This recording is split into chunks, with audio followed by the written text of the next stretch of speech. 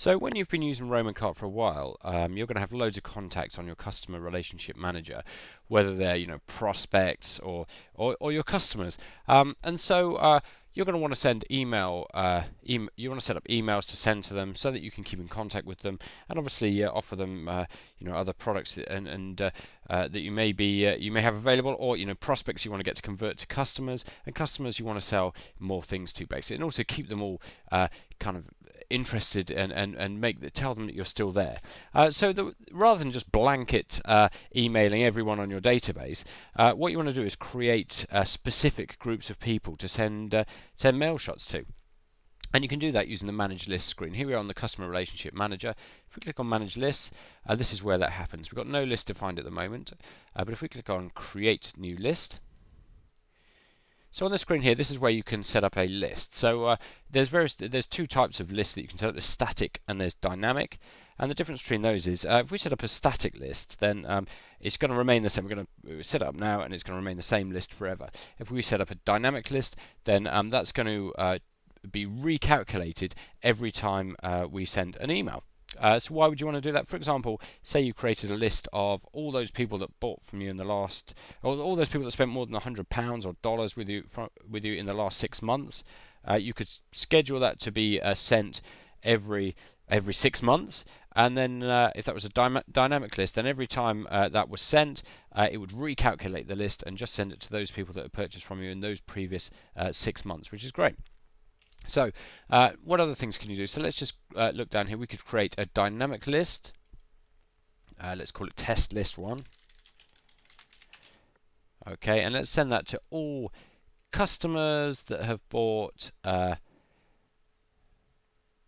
See, I better tell you the options down here. We've got total sales value, so you could say all customers with a total sales value of a specific amount or greater than or less than, total number of sales, total value that they've spent with you last month, the total number that they bought from you last month, that's the total number of orders, the total value that they spent with you in the last 6 months, the total number in the last 6 months, the date they became a customer, the date they became a prospect, the item code purchased, or the item name purchased. So let's just do item code purchased is product 1.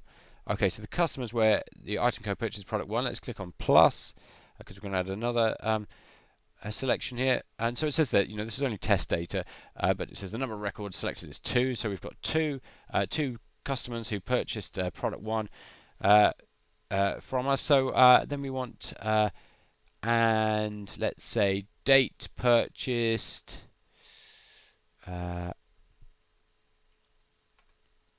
is greater than, let's do since April. It's November at the moment.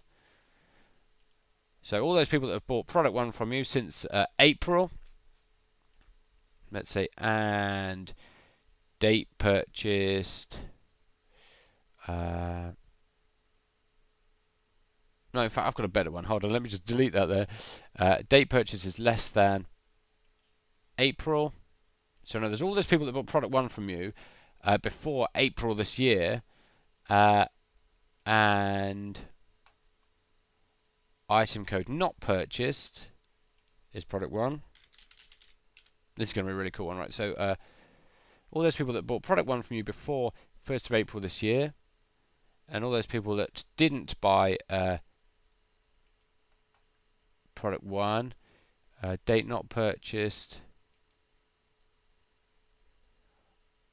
after, well, let's just do the 1st of April as well. Let's see what this comes up with.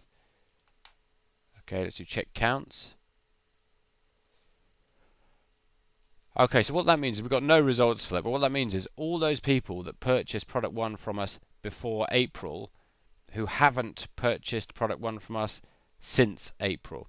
Now, why is that good? Let's say, for example, you're selling printer cartridges, and product 1 was a printer cartridge, then you could target those people that bought a printer cartridge from you for 6 months or however many months it is ago, but haven't bought one since then, because they're going to be a good target audience to try and sell another printer cartridge to. So you could send an email to them and say, look, do you need any more printer cartridges? Because you know that they haven't bought any more of that particular cartridge from you. So you could target them with a mail shot and perhaps get them to buy their next lot of cartridges from you. Okay, let's save that list. You just click on save. Actually, let's put product one before April 2009. When you save it, it appears in this list here. Let's just create another simpler one. Create new list. Let's just have all those contacts where, I don't know, total value, total sales value is greater than £10. Okay, we'll call this test list 2, customers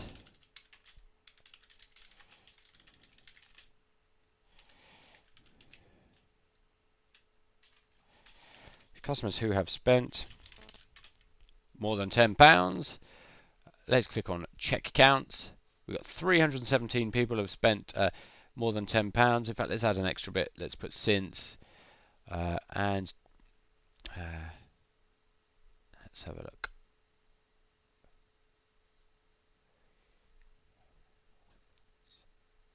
Yeah, in fact, yeah, we could do total value in the last 6 months. That's a better one, I think. Let's get rid of that there. Total value in the last 6 months. All right, there we go. So 12 people in the last 6 months have spent more than £10 on our store. So they're a good group of customers. So let's click on save list. We'll save that list as well. I should have probably put in last. You get the idea anyway, right? So you can set all these. This dynamic list, you can click on update count because obviously that might change as time goes on. Now, another thing you might want to do is split lists as well. So say you know this particular store has got about 3,000 contacts, 3,000 customers in total, and so let's.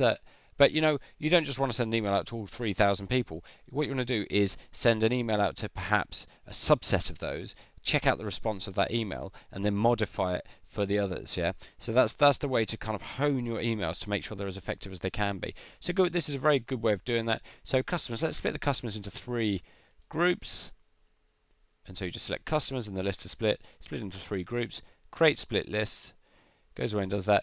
So now we've got customer record split group 1 of 3 on the 19th of November. It's a static list and there's 995 people in that, and then there's group 2 and group 3, and on the schedule email screen you can use those as different target audiences for your email.